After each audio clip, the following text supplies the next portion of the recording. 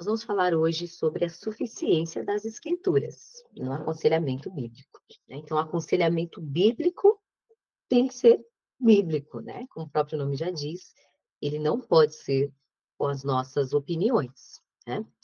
As nossas experiências, elas podem até ser úteis, mas para validar o ensino bíblico, né? Por exemplo, eu passei por essa situação, pratiquei o que este texto bíblico ensina e Deus me abençoou. E aí realmente eu tive paz, tive êxito, Deus me deu paz, né? Então, nesse sentido, a experiência pessoal é útil no aconselhamento bíblico, mas ela não deve ser utilizada sozinha. A gente já falou aqui, né? A gente começou isso falando sobre o nosso propósito, né, que está nas Escrituras, que é de fazer discípulos, né, que as mulheres têm um chamado especial lá em Tito 2, de 3 a 5, né, de ensinar as mulheres mais jovens. Nós destrinchamos o texto de Tito 2, depois nós começamos a falar sobre a visão correta que nós devemos ter do eu, né? Esse é um ponto importantíssimo no aconselhamento bíblico, né? Então, sobre a nossa natureza, que a nossa natureza ela é inclinada ao pecado, ela é inimiga de Deus, a carne milita a carne milita contra o espírito, né? Como está lá em Gálatas 5. Então, nosso coração é enganoso. Jeremias 17:9 vai falar também, enganoso mais do que todas as coisas e desesperadamente perverso, né? Nós não devemos ser guiadas pelos nossos sentimentos e nem pelas nossas opiniões, e sim pela palavra do Senhor, que é inerrante, né? Ela não erra, ela é infalível. As minhas opiniões podem errar. Como eu sou pecadora, fatalmente as minhas opiniões vão errar, né? E eu posso induzir alguém ao erro se eu aconselhar segundo as minhas próprias opiniões. Tá certo, irmãs? E aí nós vimos também sobre a questão da autonegação, né? Nós devemos negar, aprender a negar a si mesmo, a doutrina do negue a si mesmo, né? A doutrina de Cristo, né? Então, a gente precisa desse ensinamento, ele é essencial, e ele está diretamente ligado a essa questão do coração humano ser enganoso. É por isso que nós devemos negar a nós mesmos, né? E não sermos guiadas pelo que nós estamos sentindo. Então, no aconselhamento bíblico é fatal você aconselhar com a sua opinião, né? As nossas opiniões, elas estão ligadas ao nosso coração, que é inclinado ao mal, que é inclinado ao pecado, que é enganoso mais do que todas as coisas, né?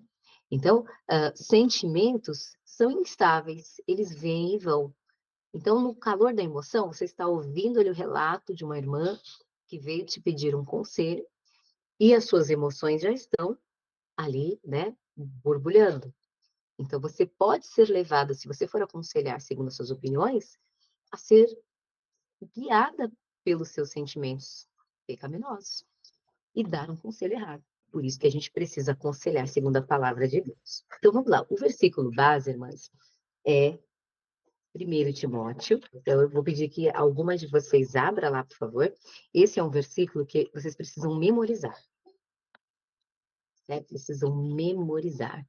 2 Timóteo, perdão. 2 Timóteo 3, 16 e 17. É o versículo base. Quem achou, pode ler, por favor. A Escritura é inspirada por Deus e útil para o ensino, para a repreensão, para a correção, para a educação na justiça, a fim de que o homem de Deus seja perfeito e perfeitamente habilitado para toda boa obra. Amém. Então, olha que verdade preciosa. Toda a Escritura, ou seja, de Gênesis a Apocalipse, é inspirada por Deus. A Bíblia, irmãs, ela não contém a palavra de Deus. Ela é a palavra de Deus, né? Isso é fundamental para que a gente tenha realmente a Bíblia como autoridade, né? Então, se a gente acreditar que a Bíblia contém a palavra de Deus, então a gente vai relativizar alguns ensinos bíblicos. A gente vai dizer, não, na época que isso foi escrito, o contexto era outro, hoje não se aplica mais, né? Mas Deus, ele é onisciente, ele é o Senhor, o ancião de dias, o Senhor do tempo, ele não está preso a uma época, a uma cultura. Então, ele não falhou. Se a gente disser que a palavra de Deus não é suficiente, a gente está querendo dizer que Deus, que inspirou as Escrituras, falhou, certo? Então, Deus falhou? Será que ele não pensou em como a cultura estaria no século XXI? Né? E ele inspirou os profetas, os apóstolos, o salmista e até Salomão, que escreveu os provérbios, Eclesiastes, Cantares, né? De uma forma ultrapassada, de uma forma que não se aplica mais, né? Então, se a gente disser que Deus errou, que Deus falhou, que Deus não pensou no futuro, que Deus estava com a mente dele limitada àquela época, então nós não acreditamos que Deus é onisciente, né? Não acreditamos que ele é a própria sabedoria, que ele escreveu todos os nossos dias e determinou, como as escrituras dizem. Então, minhas irmãs, uma coisa leva à outra, né? Se eu creio que Deus, ele é onisciente, eu devo crer que ele escreveu de uma forma perfeita as escrituras. E o que a gente vê nesse versículo? Toda a escritura é inspirada por Deus, né? Toda, de Gênesis a Apocalipse. Tudo que está na Bíblia é útil para o ensino, para a correção, para a repreensão, para a educação na justiça, né? Então é útil para tudo. E qual é a finalidade? Qual é o objetivo dela? A fim de que o homem de Deus seja perfeito e perfeitamente habilitado para toda boa obra. Então, a Bíblia é capaz de nos tornar perfeitos? Quem crê que ela é capaz de nos tornar perfeitos? Eu creio plenamente, né? O problema é que a gente não obedece a palavra de Deus perfeitamente, né? Se nós obedecêssemos a palavra de Deus perfeitamente, nós seríamos perfeitos, né? Por quê? Pelo mesmo motivo que está lá no Salmo 19, de 7 a 11. Quem pode abrir lá para nós? Salmo 19, de 7 a 11. Quem puder, pode levantar a mão e fazer a leitura. Imagina, né? Enquanto vocês encontram aí o texto, Salmo 19, de 7 a 11, Deus, ele é tão perfeito que ele estabeleceu 10 mandamentos, né? O código de leis, né? Os códigos de leis humanos têm tanta lei. Tem o Código Civil, é um calhamaço. Código de Trânsito é outro. Código de Defesa do Consumidor. Então, tem tantos códigos e tantas leis e tantas emendas, e mesmo assim há brechas na lei. Agora, a lei de Deus são 10 mandamentos, e eles são perfeitos, eles são suficientes. Todos os pecados, todos os pecados que existem, se enquadram em pelo menos um dos 10 mandamentos. Então, veja, quando você for exortar alguém a respeito de um pecado, o pecado dessa pessoa não é alguma coisa que ela fez e que você não gostou. É uma quebra da lei de Deus. Então, olhe nos 10 mandamentos. Se você encontrar ali o pecado dessa pessoa, então realmente é pecado. Se não estiver nas leis de Deus, não é pecado. E você só não gostou do que ela fez. Né? Até para os nossos filhos, irmãs. Nossa, a maternidade é uma escola do aconselhamento bíblico, do discipulado, né? da exortação.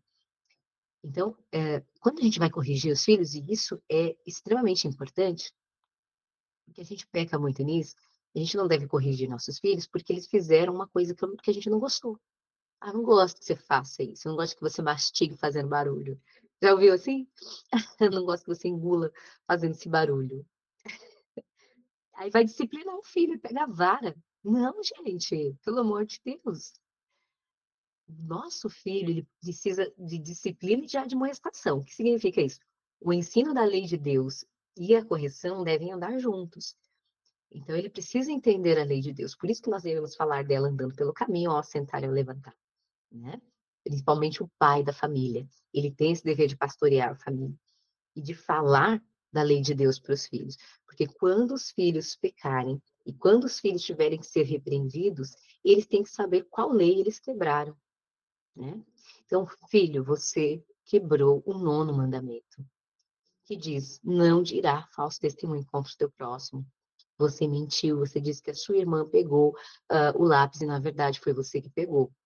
Então, você vai ser disciplinado. Então, é assim, né? Ele precisa saber qual é o pecado que ele está cometendo. Não é assim, ah, não gostei do que você fez, senta a mão no menino, né? Não é assim, disciplina bíblica. Pega a vara, oh, não gostei, está me irritando. Senta a mão no menino, senta a vara no menino. Não é assim, né? Da mesma forma, para a gente exortar alguém, essa pessoa teve que ter quebrado a lei de Deus. E os 10 mandamentos abrangem todos os pecados que existem. Olha só que coisa perfeita, né? Que é a lei de Deus. Então é a Joyce que vai ler, né? A Joyce levantou a mão, pode ler, minha irmã. Eu vou tentar aqui saber, deixa. Salmo 119, a partir do 7. Salmo 19. 19, fui pro 119, somente. Volta só 100. Então, 19, do 7 até o 11. Isso mesmo. A lei do Senhor é perfeita e restaura a alma. O testemunho do Senhor é fiel e dá sabedoria aos simples. Aos simples. Os preceitos do Senhor são retos e alegram o coração. O mandamento do Senhor é puro e ilumina os olhos. O temor do Senhor é límpido e permanece para sempre. Os juízos do Senhor são verdadeiros e todos igualmente justos. São mais desejáveis do que o ouro, mais do que muito ouro depurado, e são mais doces do que o mel e o destilar dos favos. Além disso, por ele se ademoesta o teu servo e os guarda a grande recompensa. Amém. Muito obrigada, irmã Joyce. Então, olha isso aqui. A lei do Senhor é perfeita. Nós precisamos crer nisso de todo o coração. Se nós cremos na primeira parte do versículo que nós lemos no início da aula, de 2 Timóteo 3,16, que diz: toda a escritura é inspirada por Deus. Então, nós cremos que o salmista foi inspirado por Deus para dizer que a lei do Senhor é perfeita. Logo, se nós realmente cremos no Senhor, que inspirou as Escrituras, então nós cremos que a lei do Senhor é perfeita. Ela realmente é perfeita. E perfeita, essa palavra perfeita, ela dá uma ideia, uma noção, pode por aqui, de completude. Tá bom, filho. De completude. Ela é completa. Ela é suficiente. Né? Olha como a gente exemplificou, né? Os 10 mandamentos. São só 10 mandamentos. E são suficientes, né? Todos os nossos pecados se enquadram ali naqueles 10 mandamentos.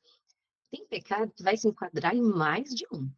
Por isso que Tiago fala que quem quebra um mandamento da lei de Deus, quebra toda a lei. Ele quebrou toda a lei, né?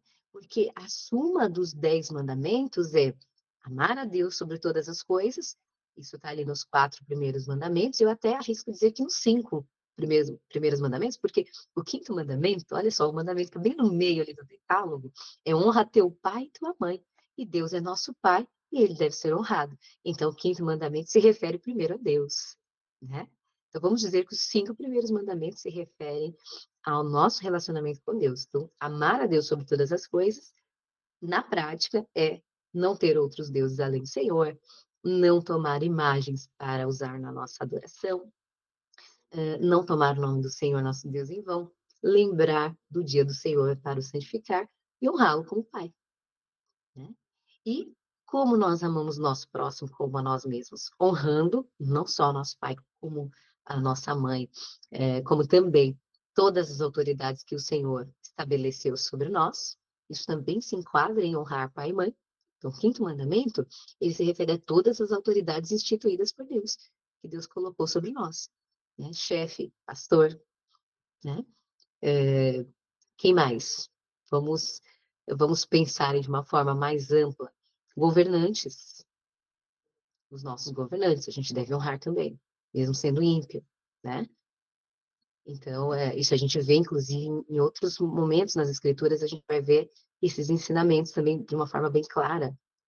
Então, a gente precisa obedecer os mandamentos para que a gente esteja realmente amando a Deus sobre todas as coisas e o próximo como a si mesmo, né? Então, a lei de Deus, ela é perfeita. Então, honrando as nossas autoridades, não Andréia, adulterando. nessas É, autoridades entra a questão dos professores também, porque acaba que o professor também é uma autoridade, né? com certeza. Toda liderança que Deus colocou sobre nós, né? Professores, pais, avós, né?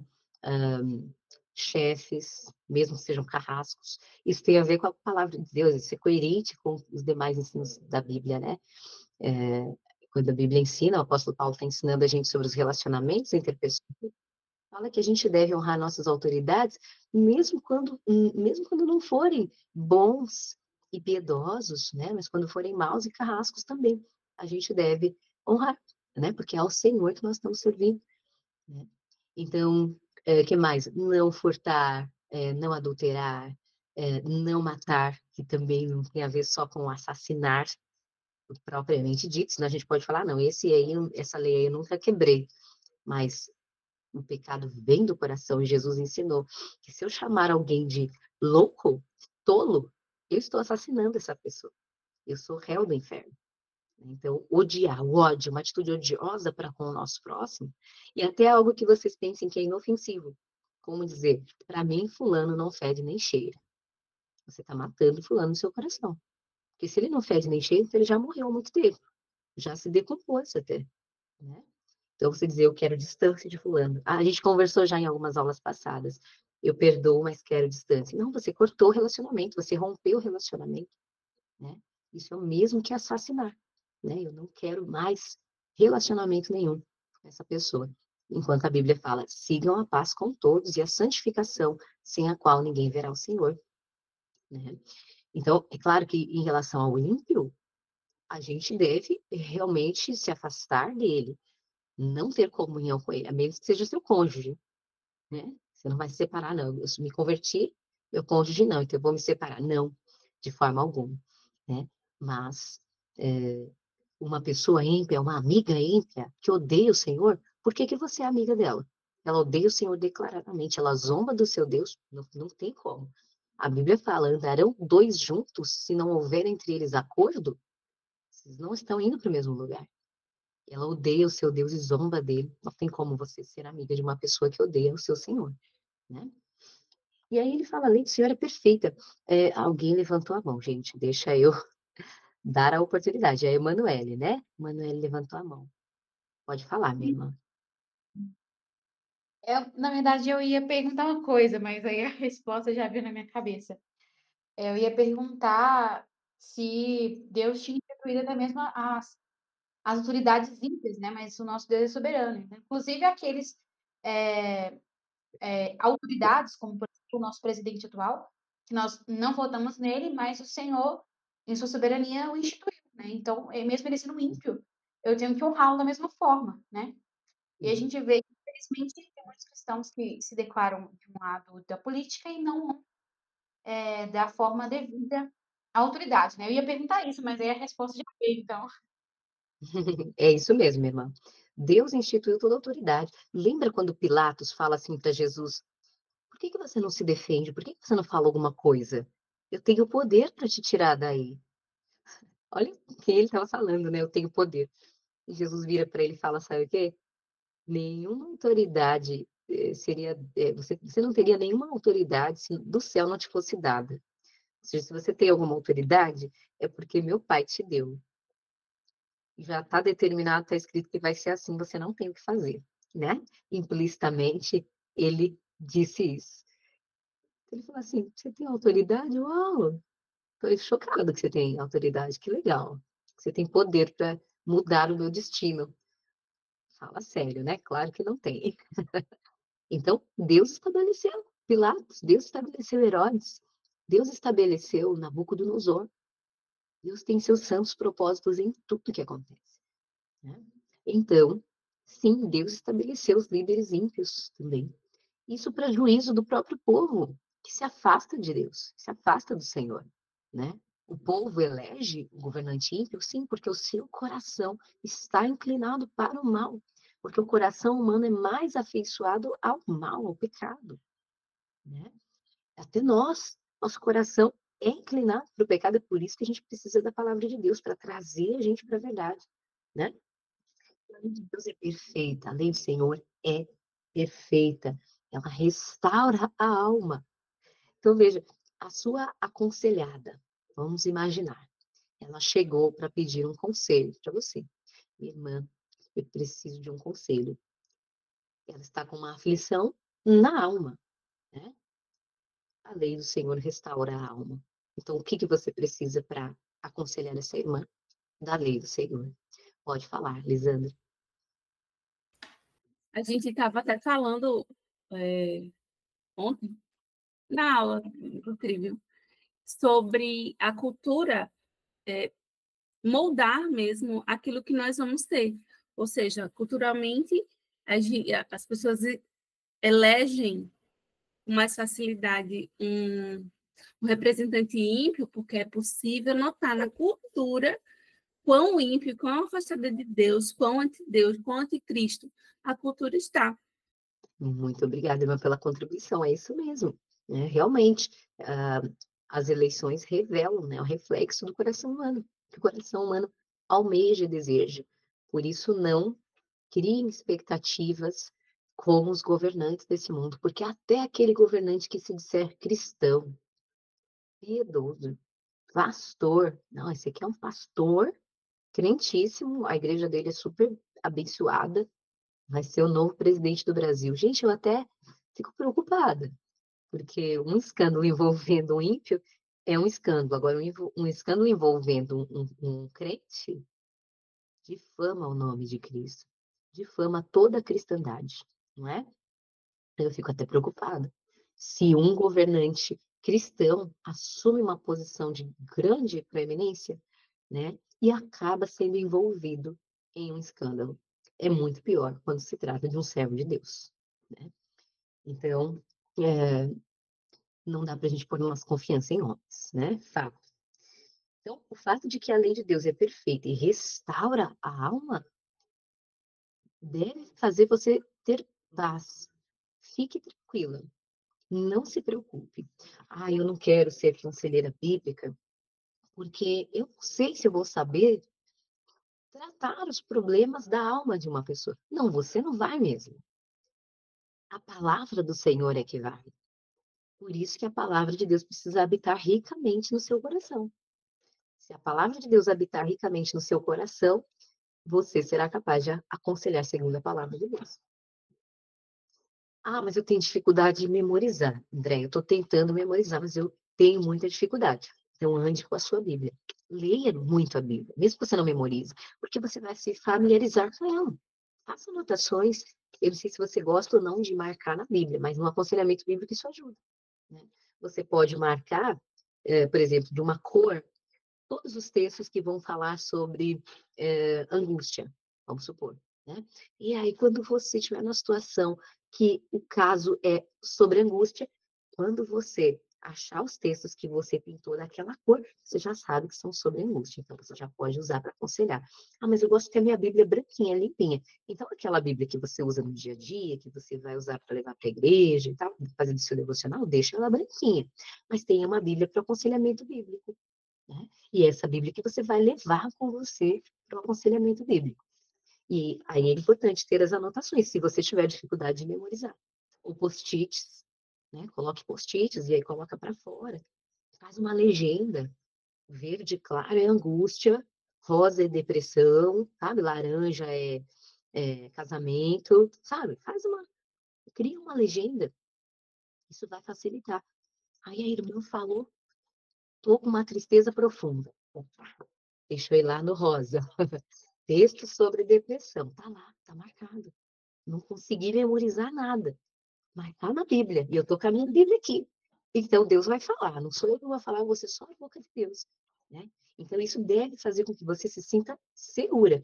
Não tenha aquela insegurança de que, eu não estou preparada, não sou a pessoa que tem a Bíblia assim na ponta da língua. Devia ter, né? Nós todos devíamos ter. Porque vamos imaginar que aqui no Brasil chegue uma censura tão grande, e eu não duvido que chegue, a ponto de tomar nossas Bíblias.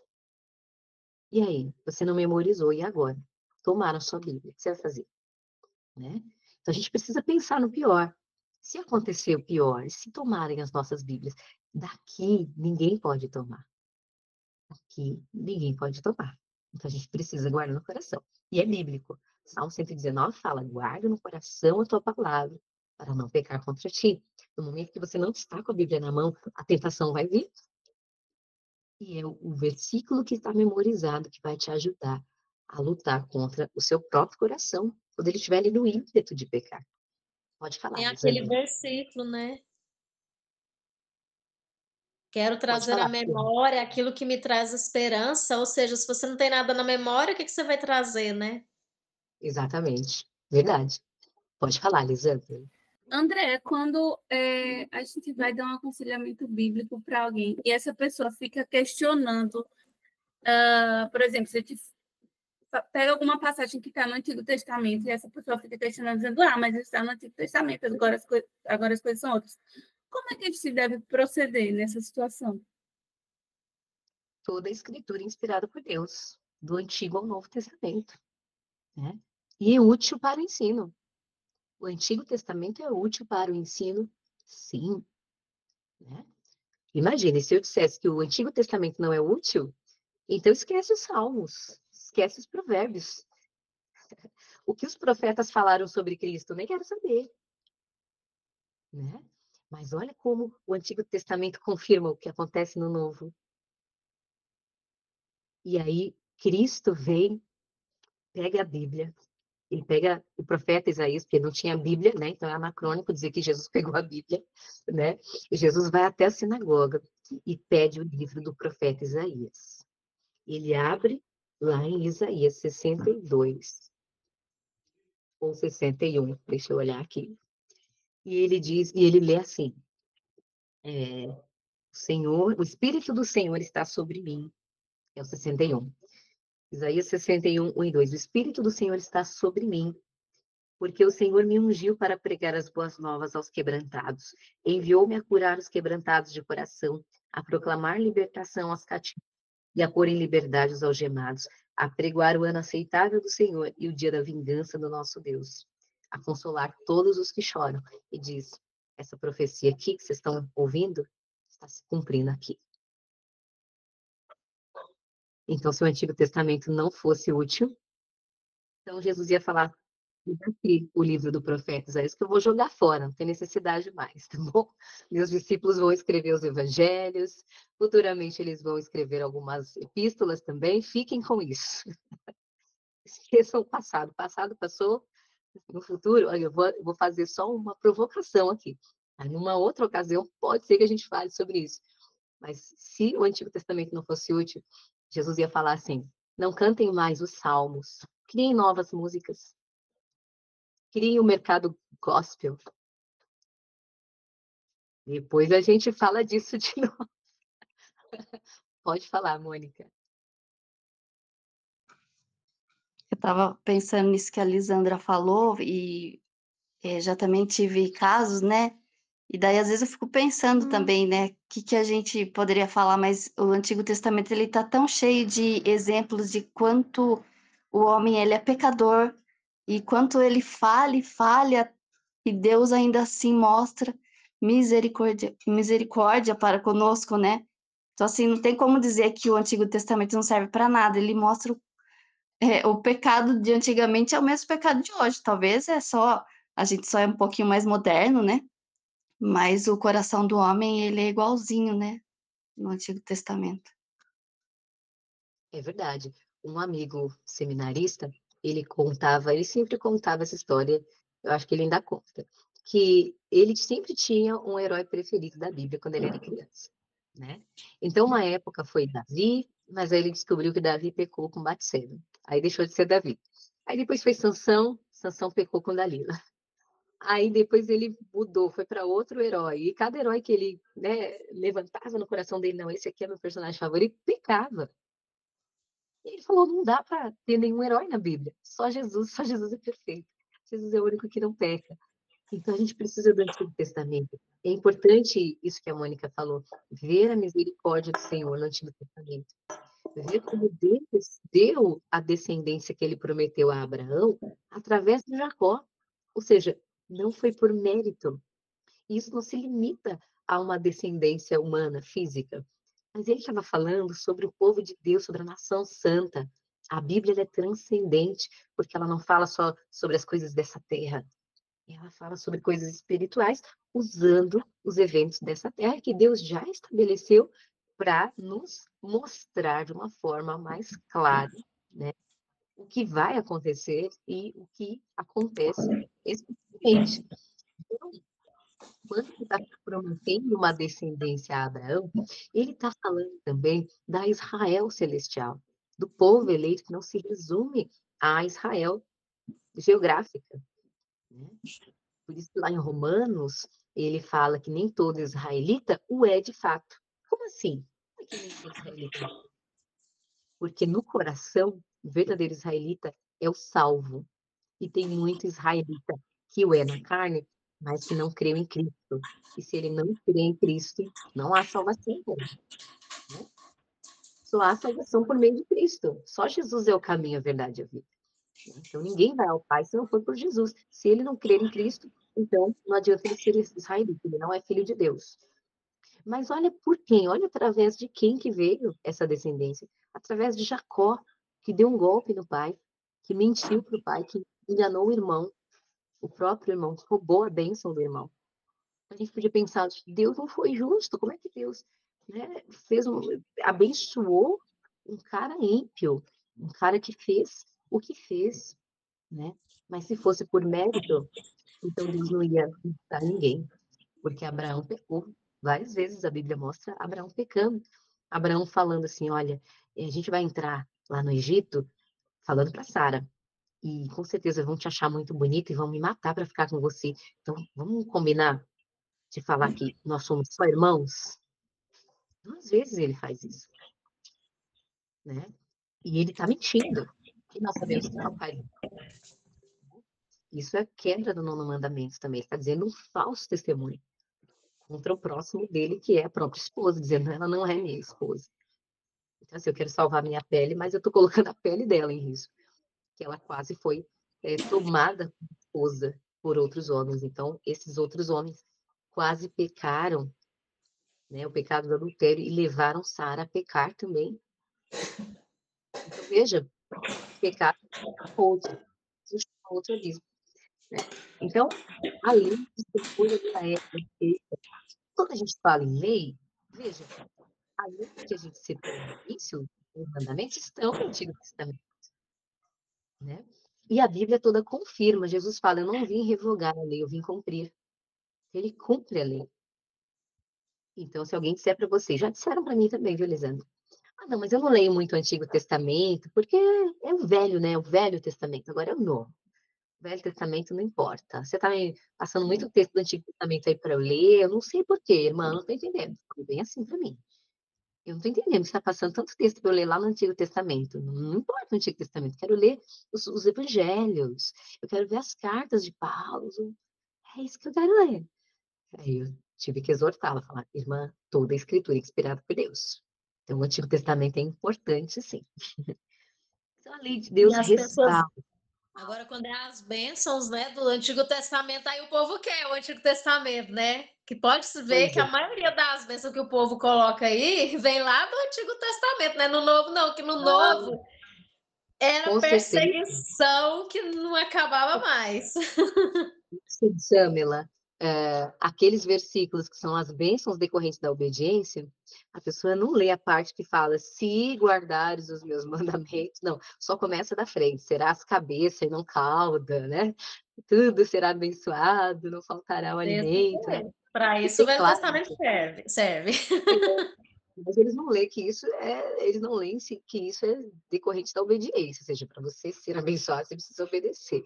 Obedecer perfeitamente a lei, ou seja, esquece, né? Você não consegue obedecer perfeitamente a lei. Então, é realmente. Aí, o Deixa que eu mais fazer que o texto diz? O texto vai dizer, irmãs, que Verdade. o texto do Senhor, quem falou, gente? Eu não consegui Eu, captar quem foi. Emanuele. Ah, Emanuel, Eu pode falar, só Emanuel. queria te perguntar uma coisa. A palavra do Senhor, ela fala, né, que ela é o nosso alimento, certo?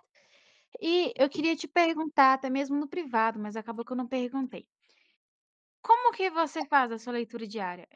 O famoso devocional, você lê partes? Você lê qual horário?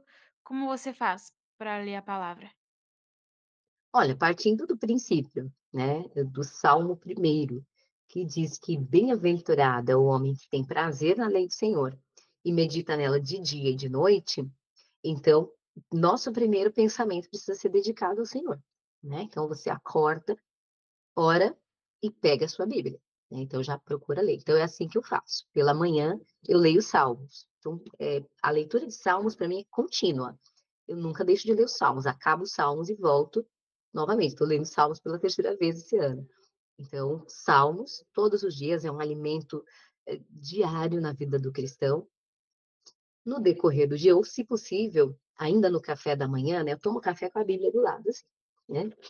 Aí eu já leio uma porção dos profetas, né? 3 capítulos dos profetas, então 3 salmos, 3 capítulos dos profetas, e mais tarde vou sentar novamente ali com a minha Bíblia e ler 3 capítulos do Novo Testamento e 3 do Antigo, que eu estou lendo com a minha filha pequena. Ela só dorme com leitura, tem que sentar lá dela e ler. E aí eu estou lendo Gênesis com ela. Eu estou em Gênesis, terminando Gênesis junto com ela, né? E lendo também Apocalipse no Novo Testamento. E É aí vou porque, fazendo um rodízio. por exemplo, eu estudo pela manhã, né? Pego 7 horas. Aí eu acordo 10 para 6, e geralmente eu faço meu café e leio a palavra. Mas você sabe que nem todos os dias é toda rotina, né? Tem dia que eu acordo atrasada, aí eu troco de roupa correndo, vou pra escola, só escovo o dente e vou. Mas aí acaba que eu trabalho à tarde. E à noite eu tenho compromisso. Aí, por exemplo, acaba que eu renuncio à palavra de Deus, mas eu sei que não pode, né? Porque para o celular eu tenho tempo. Mas a questão é que, por exemplo, eu não consigo ler a palavra de Deus sem lendo correndo. Eu odeio fazer isso, sabe? Aí quando eu faço isso pela manhã, eu sento com calma, eu tomo meu café e leio a palavra com calma. Só que nem todos os dias dá para fazer isso. E à tarde, como eu corrido, não dá para fazer isso também, sentar com calma e tal. Então eu fico meio perdida, sabe? Porque, por exemplo, meu Jesus, eu fico 30 minutos no Instagram, mas eu poderia estar sentada lendo a palavra. E aí, eu fico tipo assim: "Nossa, se eu tivesse lido de manhã, aí isso não teria acontecido". Só que a palavra de Deus, ela tem que ser igual você tá falando, a gente tem que meditar nela, né. Não é só tipo assim: "Ah, eu li de manhã e agora minha cabeça tá E é no o dia todo". primeiro. Medita Se na você palavra não de Deus. faz primeiro, depois é muito difícil você conseguir. Eu mesma, se for a primeira coisa que eu faço, depois eu não dou conta. É Nossa, difícil mesmo. que vem tantas outras coisas, tantas outras obrigações, que no final das contas eu fiquei sem ler a palavra. Agora eu estou mantendo uma rotina de ler a palavra de Deus todos os dias e orar, né? Porque se você não fizer esse compromisso com você mesma, aí e é assim, por exemplo, eu vou ler a palavra. Ah, eu acordei atrasada? Problema, eu vou ler a palavra. Entendeu? Você sacrifica tudo o resto, mas você faz o seu compromisso com Deus. E aos poucos você vai ajustando isso. Você vai ajustando o horário de você dormir, você vai ajustando o horário de você acordar. Igual eu tô vendo que eu tenho uma necessidade de acordar mais cedo. Aí eu não vou dar conta de logo de cara, para quem acordava às 7 horas da manhã, acordar às 5 horas da manhã. Não, eu vou diminuindo gradativamente, até que vai virando uma rotina, e aí quando você vê, já é algo mais fácil, sabe? Mas não tenta fazer de uma vez, mas igual eu falei, é a primeira coisa, pegou, já leu a Bíblia, nem que você chegue atrasada na escola, nem que você chegue, sabe? Mas prioriza isso, começa desse jeito. E eu tô fazendo isso, e eu ainda tenho os meninos também, né? Porque eu tenho o meu lado e tenho o deles também que eu tô priorizando. E aí, o deles é no café da manhã, a leitura que eu faço com eles. Se eu não fizer nesse momento, gente, depois não dá para fazer depois. Muitas outras coisas acontecem. Às vezes o pequeno dorme antes de ler a Bíblia, então eu já tenho que fazer logo, sempre a primeira coisa, priorizar sempre a primeira coisa de Deus. Perfeito, é isso Porque, por mesmo. exemplo, Inclusive, pode falar, Ivanaíla. não, é que eu, por exemplo, eu vejo sempre, eu amo acompanhar a Andrea. E aí eu sempre vejo ela postando as mensagens. E eu falo, meu Deus do céu, eu acordei, fiz um monte de coisa e deixei a palavra de Deus por último. Aí, por exemplo, eu tenho o costume de dormir 9 horas. Hoje eu dou uma abertura. Vou fingir que ainda é 8h30. Aí, o que que acontece? Eu acordo um pouquinho mais cedo, né, 5:50, aí faço minhas coisas. Mas, igual a irmã tá falando, eu deveria primeiro acordar e: "Nossa, eu tô viva, eu vou agradecer a Deus", antes de trocar de roupa e fazer meu café. Eu acho que eu deveria fazer isso. Com certeza.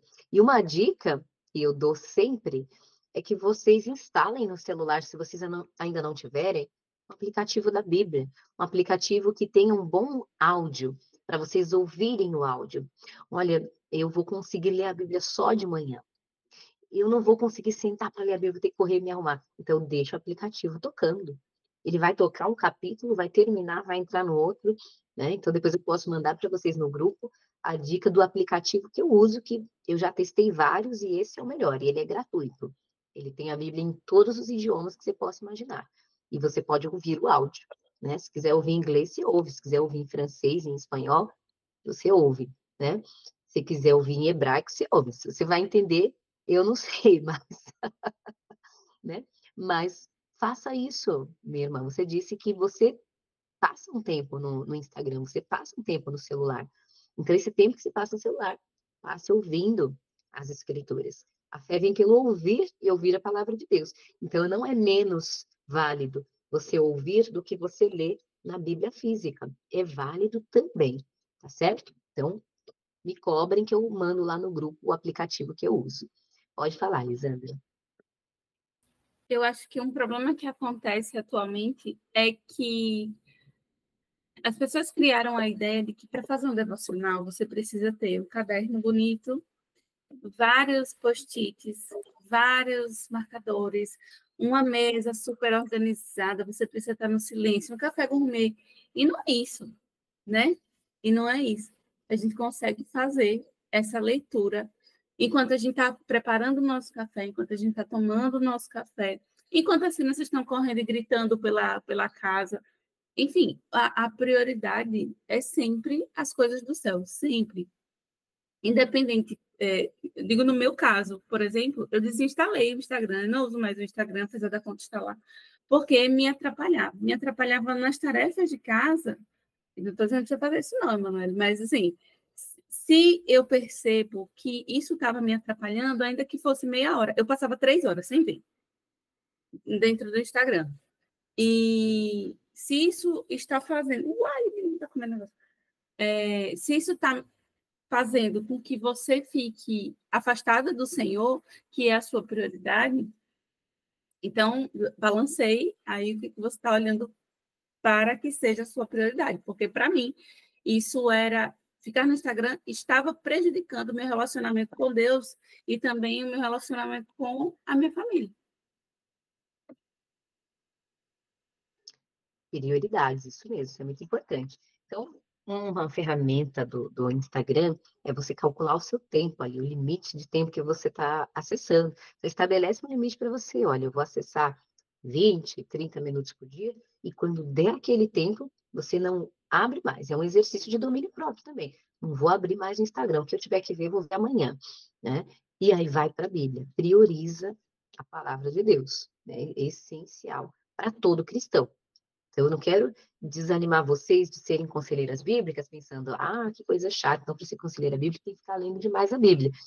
Não, porque, na verdade, ler muito a Bíblia não é só para o conselheiro bíblico, é para todo cristão, né? É uma derrota, minhas irmãs, na vida de uma mulher cristã, um ímpio chegar em você e te falar uma coisa que está na Bíblia e você não sabia, e você não vai conseguir explicar para ele. Ele vai falar assim, eu não acredito na Bíblia porque ela é contraditória. Porque num texto fala para não se embriagar, e no outro fala para dar vinho aos pobres. E aí, o que você tem a dizer? Você vai falar, mas tá escrito isso? Não, não tá. E ele vai abrir a Bíblia e mostrar para você, você vai ficar de cara. Vai falar, meu Deus, e agora? Vai ficar com a cara queimando, assim. Como é que eu explico isso agora? Né? Então você tem que passar na frente do ímpio. Se a nossa justiça tem que exceder em muito a dos escribas, que eram mestres, né? Eles entendiam muito da lei de Deus. Então, o que dirá dos ímpios?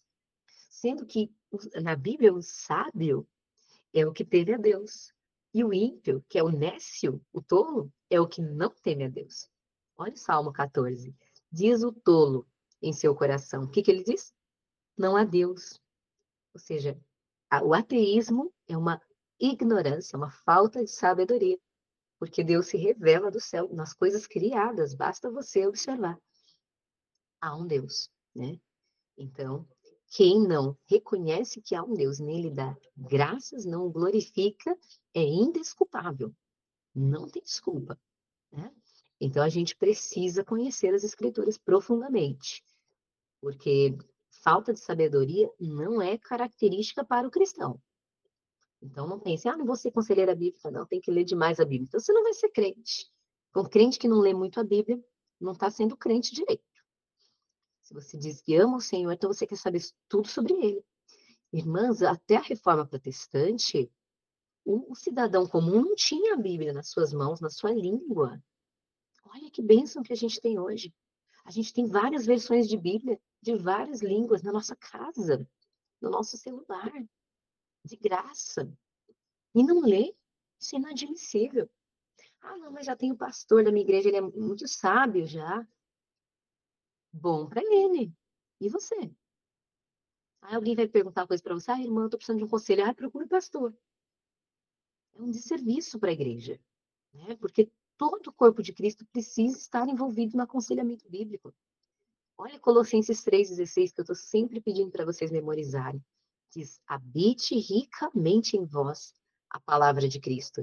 Instruí-vos e aconselhai-vos mutuamente em toda a sabedoria. Não está dizendo que só o pastor tem que instruir e aconselhar toda a sabedoria. Que só no coração do pastor a palavra de Deus tem que habitar ricamente. Não. Está dizendo que todo cristão tem que ter a palavra de Deus habitando ricamente no seu coração. E graças a Deus, pela providência divina, que fez que acontecesse a reforma protestante, que foi um avivamento do povo de Deus. Porque agora nós temos liberdade de examinar as escrituras. E a gente passa o dia inteiro sem examinar as escrituras, isso é uma vergonha para nós, isso é pecado. É para a gente se arrepender, confessar a Deus, falar, Senhor, me perdoa, eu estou desprezando a tua palavra. E lá em Hebreus 12, 25, diz assim, não despreze, não rejeite aquele que fala. Porque se lá no deserto, aqueles que rejeitaram o que fala, não resistiram, muito menos vós, se recusares a ouvir aquele que vos fala. Então, não ler a Bíblia é se recusar a ouvir o que Deus está falando, o que Deus tem a dizer. É uma rebeldia isso. Imagine que nós, mulheres aqui, somos mães. A gente está falando com o nosso filho, ele está com os 2 dedos enfiados nos 2 ouvidos e ainda cantarolando junto. Você não pegaria a vara imediatamente, Elisandra? Moleque, eu tô falando com você. Tira o dedo do ouvido. Eu sou sua mãe, eu tô falando com você. Você tá com o dedo no ouvido? É isso que a gente faz quando a gente não lê a Bíblia. Deus está falando. Aí a gente, Senhor, porque o Senhor está em silêncio? Ele fala, eu não estou em silêncio, você que não está lendo a Bíblia. Não, mas eu oro muito. Mas você não lê? As respostas estão na Bíblia. Mas não tem resposta de tudo na Bíblia. Tem sim. E eu posso te provar. Toda a escritura é inspirada por Deus e útil para o ensino. E ela é capaz de tornar o homem de Deus perfeito e perfeitamente habilitado para toda boa obra. Então, como é que você vai dizer que não tem tudo na Bíblia? Não, mas é que o problema que eu tenho, a Bíblia não tem explicação. Então, vem conversar comigo no particular. Nós vamos achar, sim, bastante coisa na Bíblia, porque a Bíblia ela é suficiente, ela é abundante, né? O problema é que a pessoa Eu- também não aplica, né? Às vezes a gente não obedece. Tem coisas ali que não vão ser reveladas ainda para a gente, porque a gente não está fazendo nem o feijão com arroz, né? O básico. Quanto mais outras coisas que a gente vai querer que Deus mostre para a gente através da palavra dele, né? Se a gente não está fazendo o básico, que a gente tem que ler a Bíblia, igual eu ensino aqui em casa. Eu até ensinei meus meninos assim, que tem a vitamina mais importante que a gente precisa ter. É Bíblia, oração e obediência, BO2. Então não adianta a gente ler se a gente não aplica, né? A gente tem que aplicar aquilo que a gente lê. Quem E tem outra coisa criança aí, também, ó, já pode trabalhar com as crianças desse jeito, a Bíblia aí, ó, BO2. a Sam, ela é professora da escola dominical, gente, peguem essas dicas aí. Irmãs, não é só você não ler a Bíblia, né? Mas é também você não se submeter a ela. A Bíblia, ela é de livre exame, você pode examinar livremente, mas ela não é de livre interpretação. Você não interpreta conforme você acha.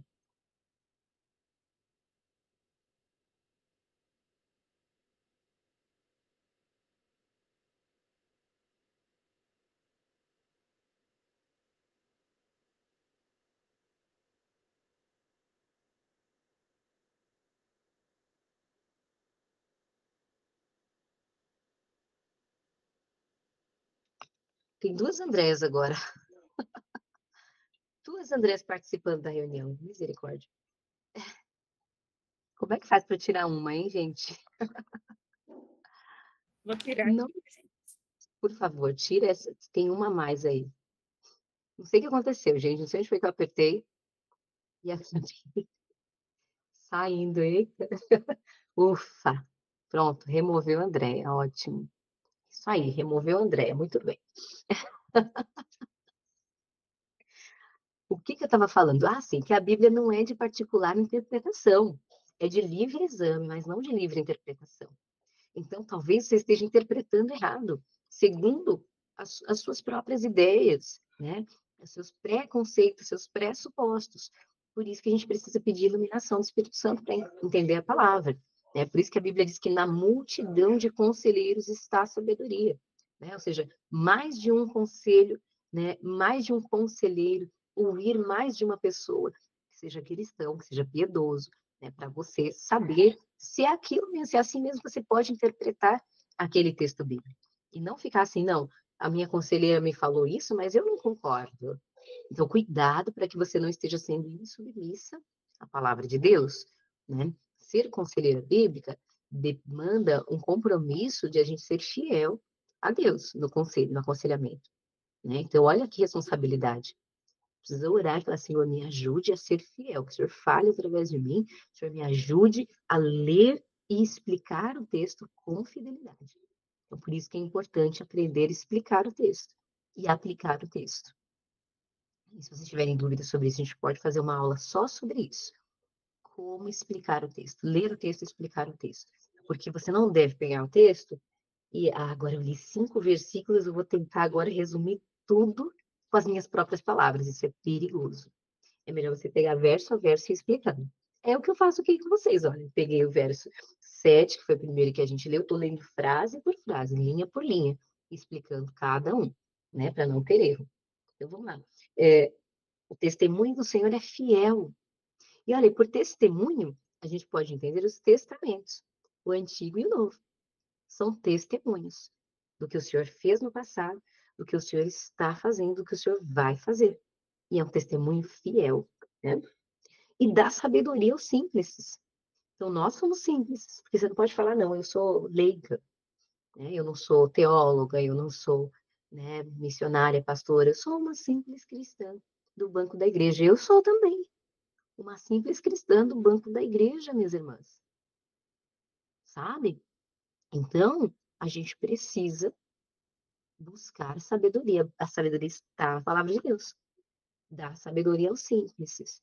E esses simples somos nós e as nossas aconselhadas, que pode ser a pessoa mais humilde, sim, nenhuma alfabetização, nunca foi na escola, mas a palavra de Deus é suficiente para dar sabedoria para ela.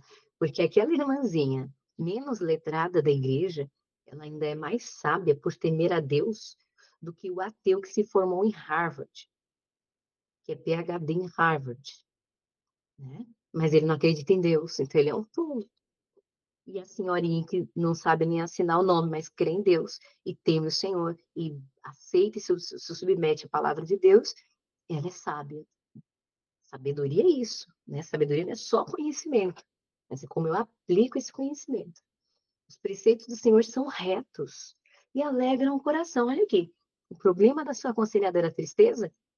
Os preceitos do Senhor alegram o coração. Leia a Bíblia com ela, né? Para que ela encha o coração dela de tudo que é verdadeiro, puro, justo, amável, de boa fama. Tudo que é puro, justo, amável, de boa fama está nas Escrituras. É assim que a gente vai ocupar o nosso pensamento com essas coisas boas. Pense em coisas boas. Que coisas boas? A palavra de Deus. O caráter e a pessoa de Jesus Cristo. A obra de Jesus Cristo. Tudo isso é o que nos traz esperança. É o que a gente deve trazer à memória. Vocês estão me vendo? Me ouvindo? Está tudo certo? Então, vamos lá, prosseguindo. O temor do Senhor é límpido. Pulei uma parte. O mandamento do Senhor é puro e ilumina os olhos.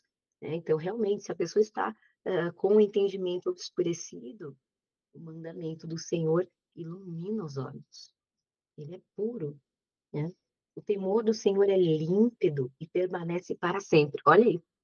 A irmãzinha falou que está ultrapassado isso aqui. Você fala, o mandamento do Senhor permanece para sempre, minha irmã. Os céus e a terra passarão, mas as palavras de Deus duram para sempre. Não passarão. Então, os princípios bíblicos duram para sempre. Mas estamos em outros tempos. No aconselhamento bíblico, você vai identificar quando uma pessoa ela realmente é convertida ou não. Porque o convertido se submete à palavra de Deus. No primeiro momento, ele pode até endurecer o coração.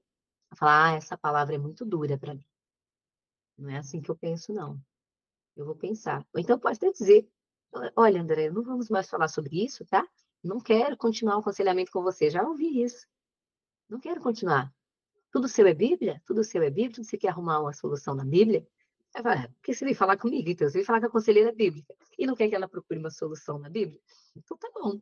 Aí a pessoa vai embora. Não quero mais falar com você, para de me seguir nas redes sociais, me bloqueia no WhatsApp. Depois de umas semanas, volta a falar, irmã André, eu estive pensando naquilo que você me falou. Aí eu, glória a Deus. Glória a Deus. Demorou, mas foi. A palavra de Deus ela é viva e eficaz, minhas irmãs. Podem confiar nela de todo o coração. E são mais desejáveis do que o ouro. Né? Então, os juízos do Senhor são verdadeiros, igualmente justos e mais desejáveis do que o ouro, mais do que muito ouro depurado. Certamente Salomão aprendeu isso com seu pai Davi, que escreveu esse salmo. Porque ele fala, busque a sabedoria como ouro e o entendimento como a prata. Ele certamente aprendeu com seu pai. Porque olha que o salmista Davi dizendo exatamente isso. Né? Então, a sabedoria, que é a palavra de Deus, são os juízos, os mandamentos, os preceitos de Deus, são mais desejáveis do que o ouro, mais do que muito ouro depurado. Né? E também são prazerosos, né? São mais doces do que o mel e o destilar dos favos. É o prazer na lei do Senhor que o justo deve ter. Então, se uma pessoa se sente ofendida com a palavra de Deus, tá tudo normal. Não fica assim, eu não vou falar, porque se eu falar o que está na Bíblia, a irmãzinha vai ficar ofendida. É normal que ela se ofenda no primeiro momento, porque a palavra de Deus é espada. A espada não é para dar carinho. A espada é para cortar mesmo. Né? Mas é essa mesma que corta, é a que fere e que divide juntas e medulas, mas também que restaura a alma. Né? É a mesma que dá sabedoria, é a mesma que transforma, que dá refrigério à alma. Né? Então, é a palavra de Deus que vai ferir no primeiro momento. Ela vai ferir no primeiro momento, mas ela também vai sarar, também vai curar. Certo? O aconselhamento bíblico, ele vai confrontar o pecado. E esse confronto, ele não é algo que o nosso coração enganoso e perverso aceita prontamente. Ser corrigido é algo que fere o nosso orgulho. Né? Então, pode ser, sim, que, num primeiro momento, a pessoa aconselhada sinta tristeza. Ah, não era isso que eu queria ouvir. Ah, essa palavra é dura demais para mim. Ah, isso é muito pesado. Mas é a palavra de Deus, não é a sua opinião. Talvez se você desse a sua opinião, a pessoa ia gostar. Ela falar, ah, era isso que eu queria ouvir. Gostei, eu já estava com isso na minha cabeça. Agora que você falou, eu só confirmei. É isso mesmo que eu vou fazer. Só que você está dando um conselho errado. Mas a Bíblia não. É perfeita, é pura, é verdadeira. É fiel e digna de toda aceitação. Então, você pode aconselhar com a palavra de Deus que se a pessoa sentir tristeza no primeiro momento, e se essa tristeza produzir arrependimento, glória a Deus. Ela atingiu o seu objetivo.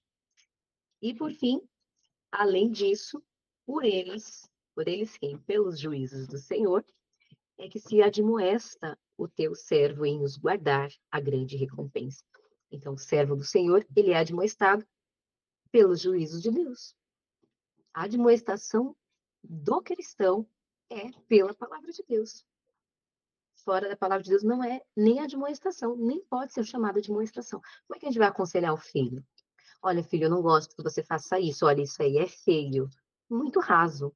É uma justificativa muito rasa. É feio. Abre a Bíblia e mostra para ele. Está na lei de Deus, está nos 10 mandamentos, está confirmado em toda a Escritura, né? E aí o filho pecou, ele já conhecia a lei de Deus, já conhecia o mandamento de Deus, já conhecia as outras referências bíblicas que confirmam que aquela atitude é pecaminosa. Então, quando você for disciplinar seu filho, você quebrou tal mandamento. E você foi exortado, você não se arrependeu, você não abandonou esse pecado, eu vou ter que te disciplinar. É assim que funciona. E o aconselhamento bíblico, da mesma forma, é com a palavra de Deus. Se não for com a palavra de Deus, não é aconselhamento bíblico. Não é aconselhamento bíblico, é um aconselhamento ímpio.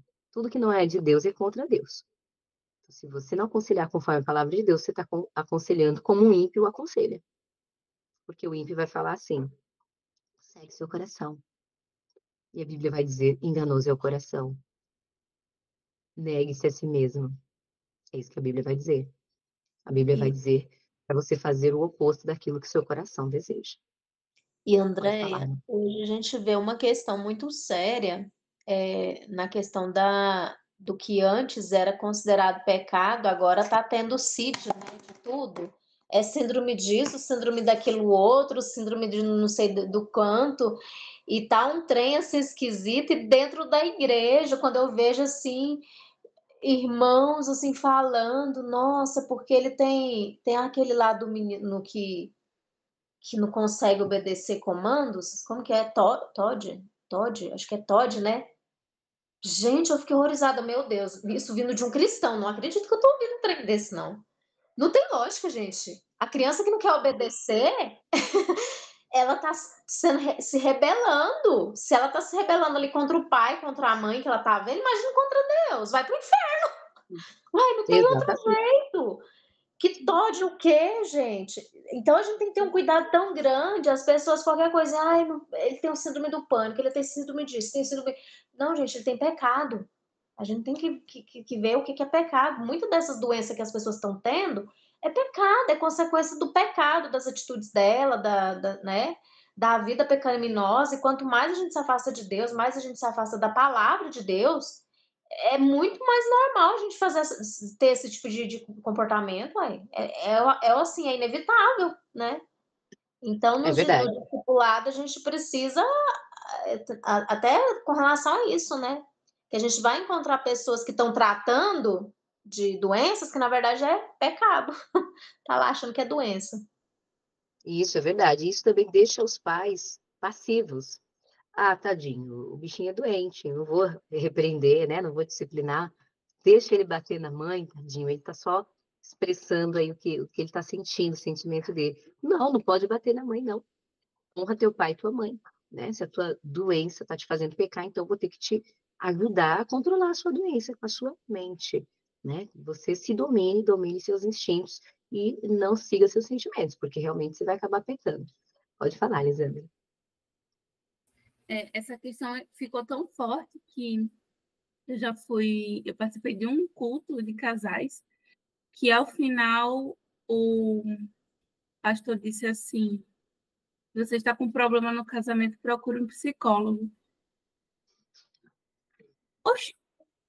Aí, Misericórdia. assim, eu saí de lá pensando, nossa, por quê, né? Porque o que falta para que essas pessoas consigam compreender que os psicólogos, eles não vão ajudar. Eles vão dar nomes ao seu pecado, e esse nome não é pecado. Eles vão querer, inclusive, eles podem até acabar com o seu casamento. Sim, Então, você fica tão vulnerável ali àquelas coisas humanistas que você vai seguir aquilo que o psicólogo disser. verdade. Eu conheci um caso que um casal estava com problemas no casamento, aí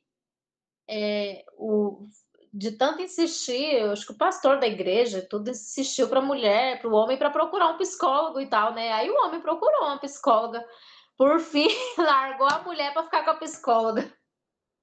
A mulher convenceu o homem de que a mulher dele, a psicóloga, de que a mulher dele que não prestava, que a mulher dele ficou com a psicóloga. Meu Deus, cada uma.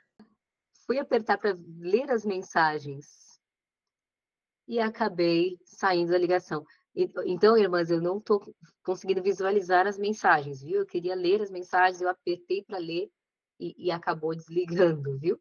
Então, se tiver perguntas, se tiver coisas importantes aí nas mensagens, alguém me ajuda, alguém lê para mim, por favor, tá bom? Mas o que eu ia dizer, inclusive, é que antes, eu vou pedir depois para a Lisandra ler as perguntas, ver se tem alguma coisa importante nas mensagens, porque sumiu tudo para mim. Antes de finalizar, eu vou dizer para vocês, né? Esse ponto que vocês entrarem no psicólogo é muito importante. Eu sou uma conselheira bíblica, biblicista. O que é isso? Conselheira que crê que a palavra de Deus, a Bíblia, é suficiente para resolver todas as questões da vida. Todas as questões da vida. Né? Então, eu não sou a conselheira que vai dizer, esse tipo de situação, eu não tenho como te ajudar, procure um psicólogo. Eu não vou fazer isso. E não vou jamais dizer a vocês que tem certas questões que é uma doença, é inexplicável, não tem como explicar. Né? A Bíblia não vai conseguir ajudar você com isso. Nunca vou dizer isso para vocês. Eu vou dizer isso para vocês. Tá certo? Então, podem ter certeza de que há, sim, respostas bíblicas para tudo. Foi isso que nós acabamos de ler hoje, isso que nós acabamos de estudar hoje. E tem mais um texto bíblico, que é de 2 Pedro 1:3, eu vou pedir para alguém abrir para nós, e daqui a pouco, quando eu terminar de falar, ler, e aí a gente comenta rapidamente, eu já passo para a Lisandra ler as mensagens da conversa, né? Porque a palavra de Deus, ela é suficiente. Ela é suficiente. Certa vez, estava conversando com uma irmã, até comentei com a Axa, e essa irmã, ela estava com muitas influências da psicologia humanista na mente dela. Estava atrapalhando essa irmã de obedecer e confiar na palavra de Deus, porque ela tinha, e até de entender a palavra de Deus, porque ela tinha muito pressupostos humanistas, né? Que você tem que se perdoar. A Bíblia não fala que você tem que se perdoar, né? Você tem que se amar primeiro, para você ter condições de amar o outro, que tem pessoas tóxicas, isso não é nada disso é bíblico. Que você tem que se afastar de certas pessoas, a Bíblia não está falando nada disso, né? Então, nas nossas conversas, ela chegou a fazer terapia por um tempo, essa irmã, ela me disse, olha, eu parei de fazer terapia porque eu comecei a perceber que tinha muitos ensinamentos ali que estavam indo contra a palavra de Deus. Eu falei, sim, porque ela era cristã? Não, não era cristã. Então, veja, a Bíblia fala, bem-aventurado o homem que não anda no conselho dos ímpios. Você estava andando no conselho de uma pessoa ímpia e ainda estava pagando por isso.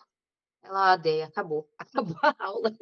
Chega, não precisa falar mais nada. Já entendi. Tem razão. Meu Deus, eu estava andando no conselho dos ímpios e ainda pagando por isso. Meu Deus do céu, eu não acredito. Então, assim, ela já arriscou a terapia da vida dela. Essa despesa, ela não vai ter mais. Né? Porque se ela tem como recurso a palavra de Deus e ela tem uma conselheira bíblica, ela não precisa de terapia. Né? E ainda mais se não é uma terapeuta cristã. Se não é uma psicóloga cristã com a cosmovisão cristã, bíblica, alinhada com a fé reformada, que é realmente a doutrina da graça que a Bíblia mostra, né? A fé reformada não é, é uma seita, é uma linha, né? Pode ter várias linhas, eu posso seguir qualquer uma que está certa. Não é. A Escritura é inspirada por Deus e não é de livre interpretação. Existe uma interpretação correta. E a gente precisa pedir que o Espírito Santo nos ajude a interpretar corretamente a palavra de Deus. E a gente vai ver que a salvação ela é pela graça. Então, a doutrina que me ensina que a salvação é pelas obras, ela está errada.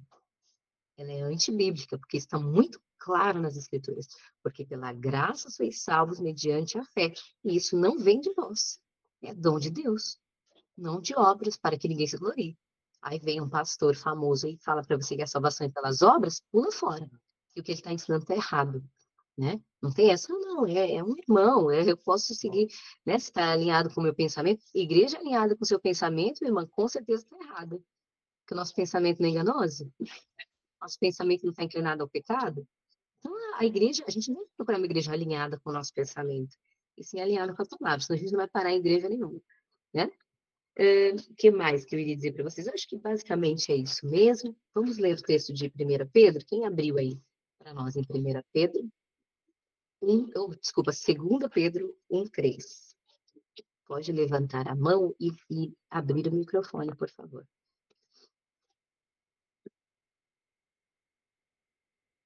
Alguém abriu? Em 2 Pedro 1:3. Eu abri aqui, diz: pelo poder de Deus, nos foram concedidas todas as coisas que conduzem à vida e à piedade, pelo pleno conhecimento daquele que nos chamou para a sua própria glória e virtude. Amém. Então, olha isso. Pelo poder de Deus nos foram dadas todas as coisas que nos conduzem à vida e à piedade. Então, a gente tem tudo em Cristo. A gente tem tudo que a gente precisa para ter uma vida piedosa em Cristo. Quando o apóstolo Paulo louva a Deus lá em Efésios 1, versículo 3, dizendo: bendito Deus e Pai de nosso Senhor Jesus Cristo, que nos tem abençoado com toda sorte de bênçãos espirituais nas regiões celestiais em Cristo. Ele está dizendo que Deus nos deu todos os recursos celestiais, Espírito Santo, fruto do Espírito, né? A salvação, a fé, tudo isso Ele que nos deu. Todos os recursos que nós precisamos para ter uma vida de fé e piedade, o Senhor já nos deu. Não é inerente do ser humano, não é natural. Nós não temos nada de bom. Essa é a verdade, né? Mas Deus é suficiente, a palavra de Deus é suficiente. O Espírito Santo traz tudo que a gente precisa para que a gente tenha uma vida piedosa, uma vida de fidelidade a Deus. Tá certo, irmãs? Então, ficou alguma dúvida sobre o que nós falamos hoje, sobre a suficiência das escrituras no aconselhamento bíblico, sobre essa questão das doenças emocionais, né, da psicologia, de dizer que a psicologia, ela resolve, ela é mais eficiente do que a palavra de Deus, né? Ficou alguma dúvida em relação a isso, gente? Esse é o momento. Se não, eu passo para a Lisandra ler as mensagens da conversa. Que a Samela colocou que até experiências que tivemos negativas, precisamos vigiar para que não passemos para outras pessoas e dando conselhos que não são bíblicos. Sim, e a isso Letícia mesmo. colocou que já dizia o salmista: enquanto calei os meus pecados, envelheceram os meus ossos pelos meus constantes gemidos todo dia, porque a tua mão pesava dia e noite sobre mim, e o meu vigor secou como no calor do verão. Confessei-te o meu pecado, e a minha iniquidade não mais ocultei. Eu disse: confessarei ao Senhor as minhas transgressões, e tu perdoaste a iniquidade do meu pecado. Me perdoando assim, todo que é piedoso te fará súplicas em tempo de poder te encontrar. Com efeito, quando transbordarem muitas águas, não atingirão. Tu és o meu esconderijo, tu me preservas da tribulação e me cercas de alegres cantos de livramento. Salmos 32, do 3 ao 7. O Salmo 32, ele mostra claramente ali o salmista com sintomas físicos e foram causados pelo pecado não confessado. Então, muitas vezes o pecado não confessado, um relacionamento não restaurado, a raiz de amargura que brotou no coração, germinou, causou doenças físicas. É por isso que lá em Tiago, fala assim, Tiago 5:16 em diante, fala, se alguém entre vós estiver doente, chame os presbíteros da igreja, que vão orar sobre ele, ungindo com óleo, e a oração dos presbíteros, né? A oração de fé, né? Tentando resgatar aqui o texto na mente. A oração de fé sarará o enfermo, e se ele tiver cometido pecado, ser-lhe-ão perdoados. Por quê? Isso quer dizer que se o motivo da enfermidade é algum pecado, então essa é a oportunidade, nessa visita pastoral dos presbíteros da igreja, dessa pessoa confessar seus pecados, né? Que ele seja perdoado, que a oração vise o perdão dos pecados desse enfermo.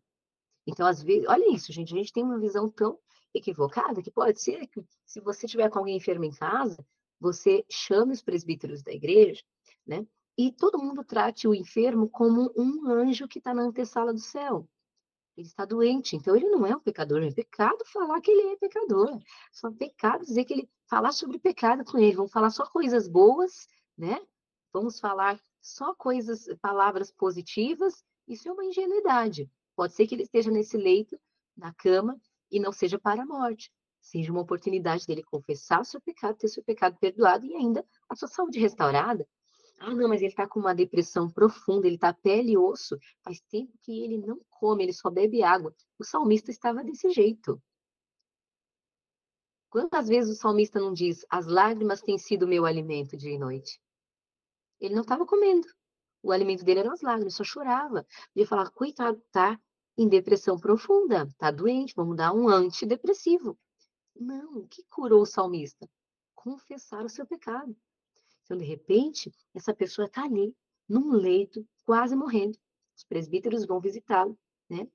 Vão orar por ele, para que, se ele tiver cometido pecados, sejam perdoados. Se ele vai orar, o presbítero deve orar dessa forma. Senhor, se esse irmão aqui cometeu algum pecado que o levou a esse estado, que o Senhor venha perdoá-lo. E olha o que diz logo em seguida, o versículo seguinte, diz, portanto, confessai os vossos pecados. Ué, não estava falando de doença? Agora está falando de pecado? Está falando de uma coisa só. Doenças que são ocasionadas por pecado não confessado. Confirma o Salmo 32.